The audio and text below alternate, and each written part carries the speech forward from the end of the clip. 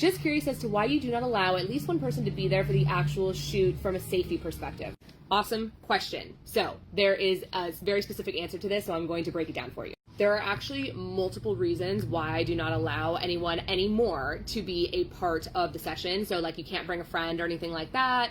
And there are multiple reasons. Now, let me just start off by saying this is not to say that you can't bring a friend and then like have them come up with you just to check out the place, make sure we're legit. I totally understand that. I mean, we are legit, but I get going to a place by yourself can be intimidating. So yes, you can absolutely bring someone to come up with you and like be introduced to the team, kind of check out the space and all that stuff. But then they will have to leave like basically right after that when hair and makeup begin. One of my most major reasons, believe it or not, is I've had unfortunate experiences where friends or boyfriends or even moms have stayed for the shoot and then they just pick apart the person that's doing the shoot. They'll be like, that pose looks awful, or like, oh my God, you look so fat, or like, oh no, that outfit is not working for you. Yes, this happens. This has happened to me several times. Secondly, is that we have a lot of people in the past that when we used to allow people to come in, they would come and try and dictate the shoot. So like tell me as a photographer that I'm not posing her correctly and that they jump in and start posing her, and it just creates this big mess of like, who the fuck is a professional here?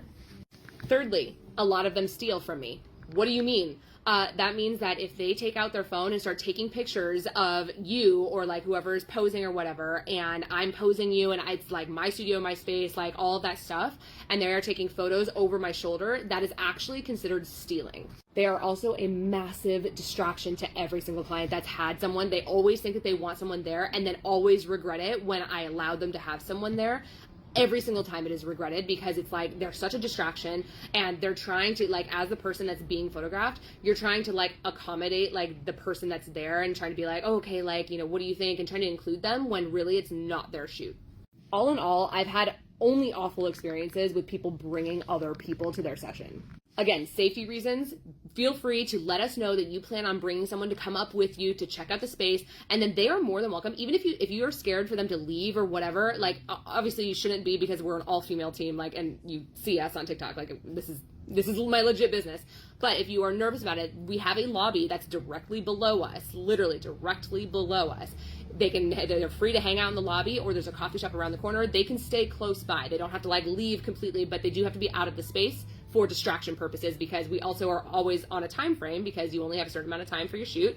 And when there's another person, the distractions become so much that we barely get any photos because they are trying to either dictate or, you know, there's something that's going on with this other person.